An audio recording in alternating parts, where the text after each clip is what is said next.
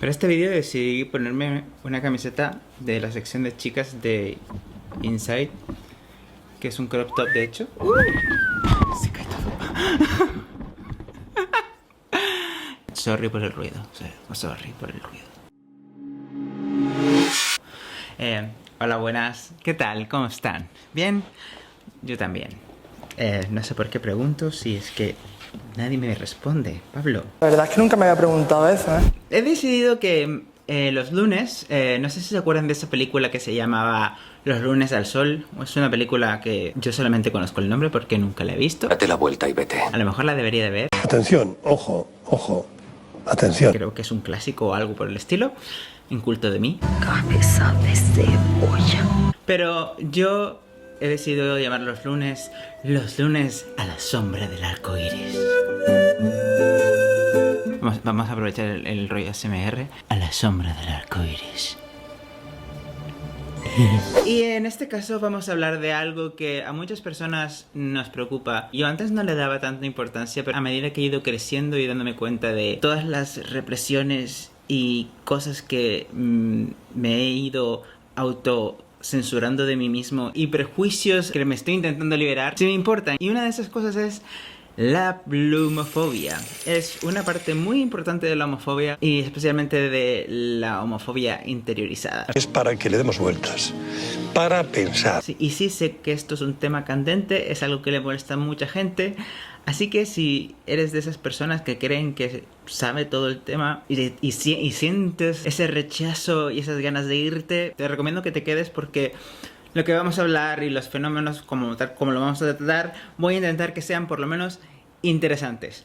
Pero bueno, según la psicología social, específicamente la psicología de grupos, está lo que es el endogrupo y el exogrupo. ¿Qué son estas palabras? Pues el endogrupo es el grupo al que perteneces y el exogrupo es el grupo contrario, ¿no? El grupo de fuera. El exo, endo, exo. Endo, exo.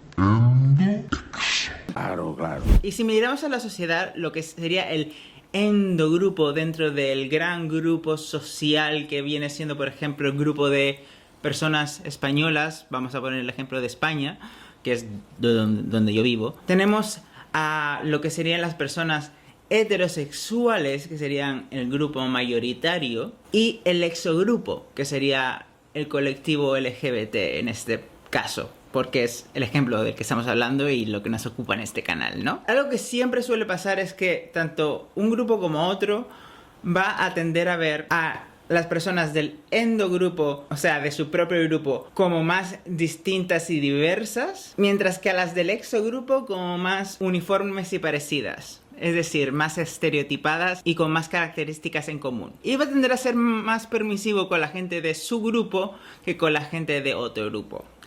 En el caso de las personas gay o LGBT, nos vemos con el caso de que somos un grupo estigmatizado. Es decir, un grupo que en la sociedad, en nuestra crianza, en cómo hemos ido viendo la vida pasar, nos han enseñado que lo que somos es algo malo.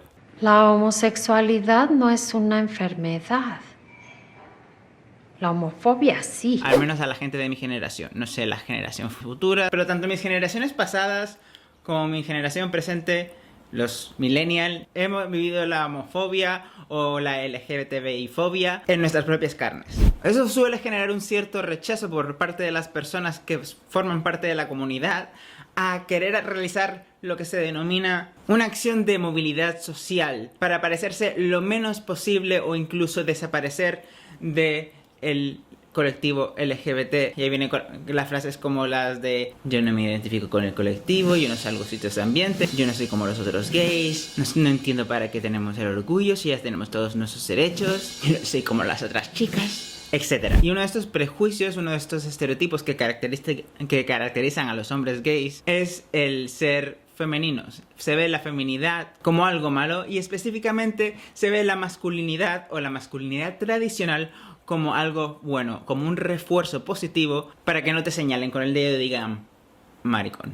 Esto podría explicar cómo muchas personas en aplicaciones de ligue, esa que suena terrible, por ejemplo, pongan en sus perfiles que solo buscan masculino por masculino. Ese famoso más for más, ¿sabes?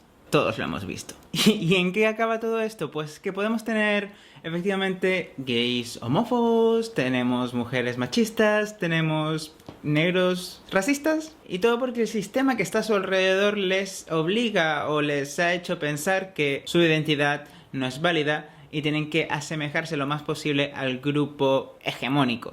O sea, en este caso el grupo blanco, cis, heterosexual. Y ahí nos vemos con la situación actual que está pasando con las personas trans, como muchos de nuestros amigos gays y lesbianas se han olvidado de las personas trans, incluido también a los bisexuales, que además ahora están en boca de todos y todos los políticos, como si las personas trans no hubieran existido de toda la vida y hubieran estado en el ojo público, especialmente en España, con personas como Viviana Fernández o La Veneno. Pero ahora resulta que todo el mundo conoce a alguien trans y además es el coco, ¿sabes? Va a comerse a sus hijos. Aunque este fenómeno también tiene una explicación, se llama propaganda. Y es utilizado especialmente por determinados grupos políticos, no voy a decir de qué lado, pero suele ser en épocas de crisis. Cuando las personas no tienen soluciones reales para los problemas o tienen intereses muy específicos, hay personas que tienen necesidad de cognición y hay otras que tienen necesidad de cierre.